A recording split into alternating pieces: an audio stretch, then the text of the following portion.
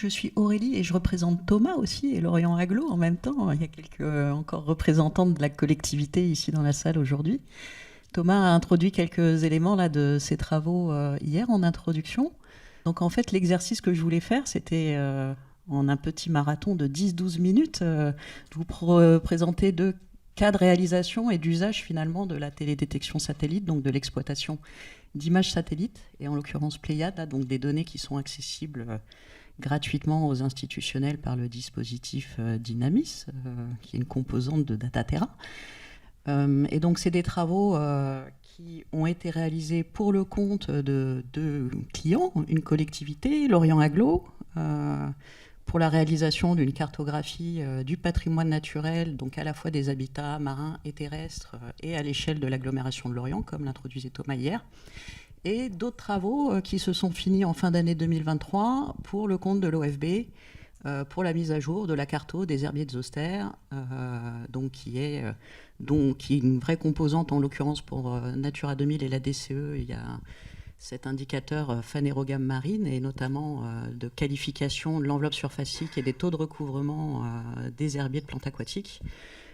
Et donc, le contexte, vous le savez, hein, c'est ce grand programme Life Intégré Mara qui touche gentiment à sa fin, il me semble, et qui a pu permettre finalement la réalisation, la mise à jour, la production d'états initiaux, mais aussi de mise à jour cartographique des habitats marins littoraux ces dernières années. Je trouvais intéressant aussi de recontextualiser un peu ces deux commandes publiques. Pour la seconde, là, les travaux finalement de carto de l'herbier de Zoster sur le golfe du Morbihan, c'est une commande, c'est une réponse à marché public. Hein, donc on se situe vraiment dans une commande très pratico-pratique. Hein, et on est très en aval un peu de cette chaîne de valeur dont on parlait depuis hier. Hein. Il ne s'agit plus de recherche ni de recherche appliquée, mais de l'utilisation opérationnelle de méthodes qui sont un héritage des activités que vous ont présentées Marc et Touria, pour répondre à des besoins quotidiens finalement de production cartographique ou de surveillance environnementale. Donc une réponse à marché public 2022 en partenariat avec le bureau d'études TBM qui a réalisé beaucoup de terrain sur ces deux dossiers. Une réalisation sur une année et demie pour le deuxième dossier là, sur le golfe du Morbihan et quelque chose d'un peu différent pour Lorient Agglo qui est issu plutôt finalement d'un porté à connaissance et d'une rencontre assez opportuniste en 2021 avec un intérêt qui était déjà super marqué de la collectivité pour l'imagerie et pour des méthodes de cartographie par machine learning. Et sur ça, on a bâti finalement cette collaboration et une commande qui visait à produire une espèce de données socle biodiversité qui répondait à des usages métiers différents, à la fois dans le service SIG de la collectivité, mais aussi donc dans les métiers de la biodiversité et de l'urbanisme, notamment pour appréhender certes des enjeux de constitution d'atlas cartographique de la biodiversité à l'échelle du territoire, mais aussi des enjeux de caractérisation beaucoup plus fine de ce qui compose la biodiversité ou la nature en ville. Et donc là, au pendant de toutes les politiques publiques finalement de la ville et plutôt pour le service urbanisme. Et c'est une commande qui a eu lieu dans un contexte un peu particulier, et donc je trouvais intéressant de parler aussi. Il se trouve qu'à l'UGAP, donc cette centrale d'achat des marchés publics, il y a de plus en plus des marchés autour de la data, et notamment un marché intelligence de la donnée, qui est super intéressant, qu'utilise beaucoup l'OFB depuis au moins 3 ans, qui commande beaucoup de choses au travers de ce marché intelligence de la donnée, et qui permet finalement de commander finalement tout un tas de prestations intellectuelles qui font écho à ces deux mots, intelligence et data données. Et donc là, c'est une réalisation un petit peu plus longue, là, qui n'est pas tout à fait bouclée, mais qui est très très bien avancée en cours de finalisation. Et donc ces travaux pour Lorient Agglomération, comme je le disais, le carburant de base, c'est de l'imagerie satellite, Pléiade en l'occurrence, donc ces images très très haute résolution, enfin très haute résolution disons. On a utilisé les produits à 2 mètres de résolution. On a pu avoir la chance, en tout cas Lorient a pu avoir la chance de bénéficier de 5 couvertures complètes entre 2022 et 2023 de son territoire. Vous voyez aussi que ces couvertures, elles sont complètes, mais bon, il y a quelques artefacts, si je puis dire, un peu naturels. Notamment, il y a des nuages qui se baladent sur les images satellites. On pouvait en entendre parler hier, donc il y a un enjeu effectivement à utiliser et exploiter au maximum l'ensemble de ces couvertures-là, mais de manière exhaustive. Donc il faut en passer notamment par un certain nombre de pré-traitements. Je ne vais pas rentrer dans le détail, mais notamment de jouer effectivement et de combler un peu les trous liés à ces présences de nuages sur chacune de ces clichés. Donc merci à Dynamis, évidemment. Hein, c'est un peu, je vois qu'il y a toutes les polices qui ont sauté, c'est pas très grave. Donc là aussi, contrairement à ce que Marc a pu présenter, les approches qu'on met en œuvre chez ICI maintenant depuis de nombreuses années, on parle de méthodes de machine learning.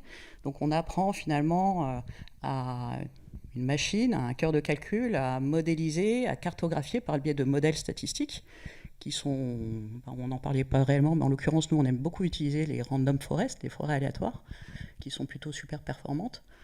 Et donc, avec un couplage, finalement, et un couplage vraiment appuyé et robuste par la donnée de terrain. Donc ça, c'est un peu différent de ce qu'a pu exprimer Marc, qui parlait plutôt, si je ne m'abuse, de classifs non supervisés. Et là, on est clairement dans de la classification supervisée. Donc finalement, le modèle Carto, il est alimenté par la connaissance du terrain. Et ça, c'est un travail qui permet, in fine, d'avoir des cartographies. Alors là, je ne parle pas que de cartographie de végétation, mais de cartographie écologique, hein, de caractérisation des habitats qui occupent les territoires, initialement pour répondre à des enjeux de carto pour Natura 2000. Donc là, on est dans un niveau de classification et de nomenclature des végétations un peu supérieur. On ne va pas jusque dans cette caractérisation très très fine des communautés végétales pour Natura 2000. Mais ça fait l'objet de discussions un petit peu longues et itératives avec l'agglomération de Lorient et des partenaires pour arriver finalement à un consensus sur de quel type de données cartographiques j'ai besoin pour mes différentes... quelle est finalement la nature de cette donnée socle à produire. Donc le jeu pour Lorient Agglo, c'était de disposer d'une donnée plus aboutie, plus fine spatialement, donc qui aboutit à une donnée cartographique à 2 mètres de résolution, la résolution native de Pléiades, mais aussi une cartographie dont la nomenclature du végétal est beaucoup plus détaillée que ce qui composait la couche d'occupation du sol initiale disponible à l'échelle départementale. Donc ça, c'était la commande de Lorient. Donc au final, le résultat final, c'est finalement une cartographie qui est composée de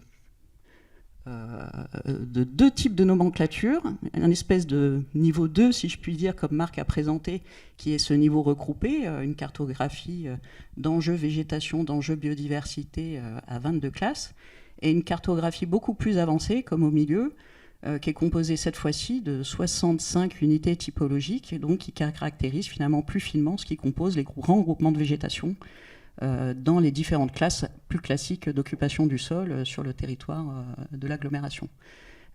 Et l'ensemble du process qui permet d'en arriver là, c'est bien une exploitation conjuguée, multitemporelle, des 5 images satellites à 2 mètres résolution fournies par Dynamis, et en mettant en œuvre des process de machine learning entraînés par un jeu robuste de données et d'observation terrain très qualifié.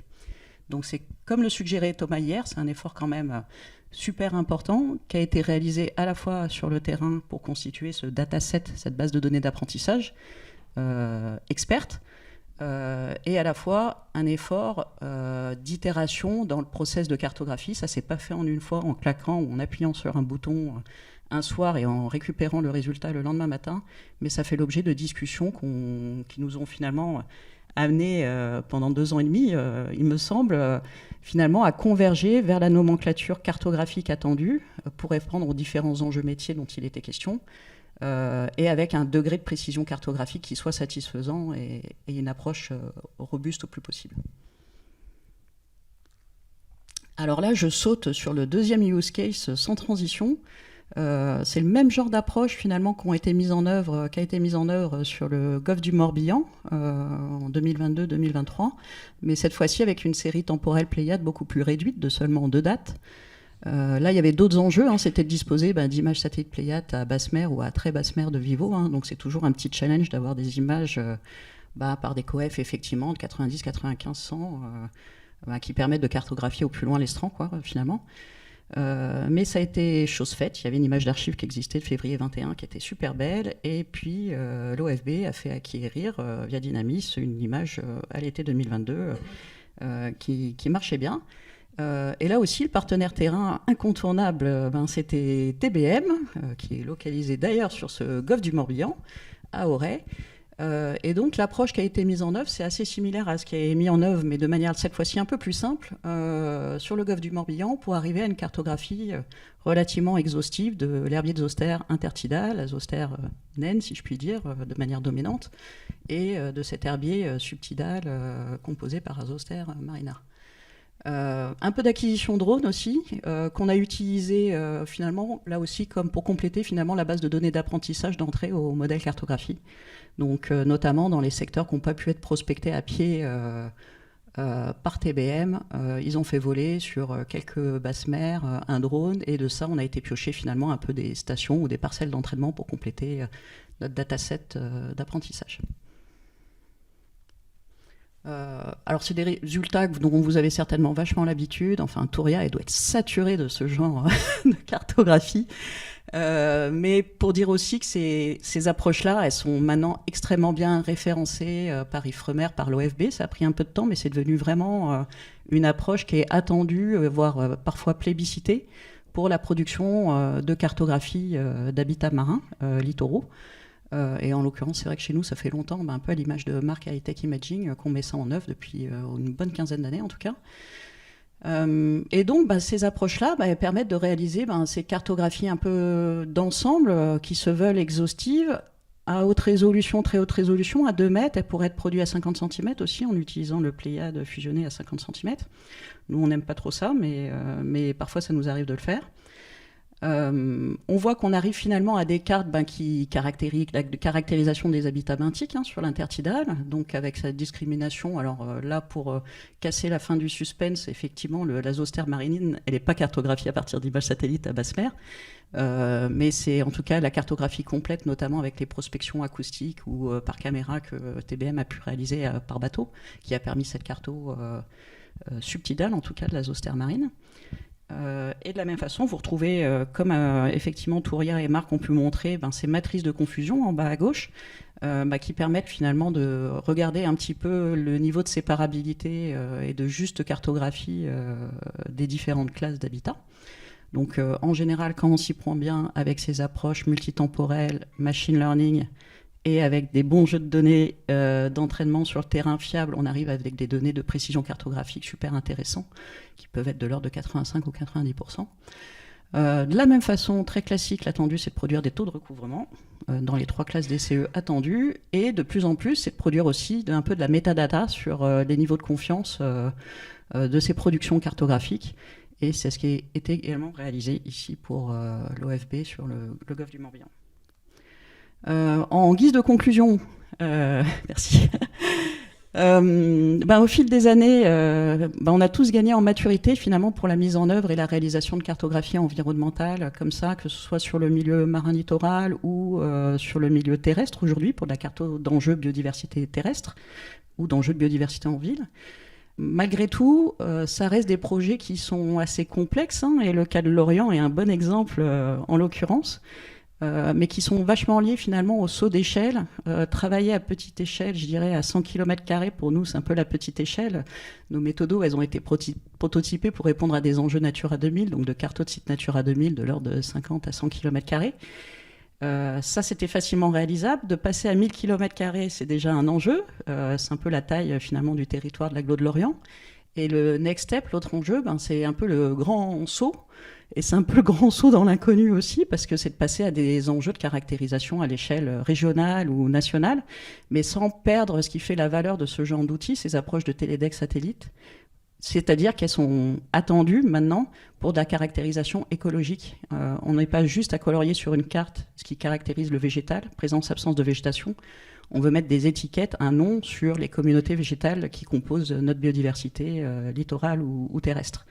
Et garder finalement cette valeur ajoutée en passant à la grande ou à la très grande échelle, ça nécessite de mettre en place finalement des stratégies méthodos de processing, de cloud computing, mais aussi vraiment de stratégie carto ou de stratégie de modélisation avec de l'emboîtement de modèles et une forte dépendance au terrain qui reste quand même omniprésente. Et ça, c'est encore un challenge pour nous pour ce passage à l'échelle.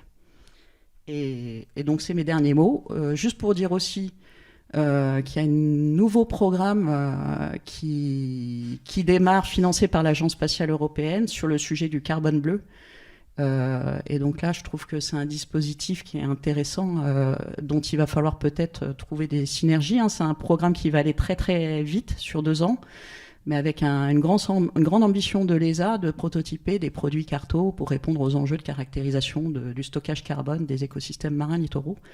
Et donc on a la chance d'être à la tête de ce programme-là avec un partenariat très académique d'ailleurs, dont Natacha Duliens est une représentante ici dans la salle. Mais donc un consortium France-Canada-Espagne pour traiter finalement des seagrasses, des saltmarsh et des mangroves, et la capacité effectivement cette caractérisation carbone de ces 3 grands compartiments biologiques, donc à une échelle qui se veut quasiment internationale et voire mondiale, quoi. Donc si vous avez de la data carbone dans vos labos, à Ifremer il y en a un petit peu, j'ai entendu dire, au Liens il y en a beaucoup, les uns les autres on intervient depuis quelques années, voilà, dans des projets qui sont maintenant très carbone et adaptation, transition climatique des territoires littoraux. Évidemment, vous êtes les bienvenus à participer à ce programme et à entrer dans cette communauté des users, des utilisateurs qu'on est en train de constituer, et puis qui de façon a vocation à être ouverte et à s'incrémenter pendant les 2 ans du programme. Merci.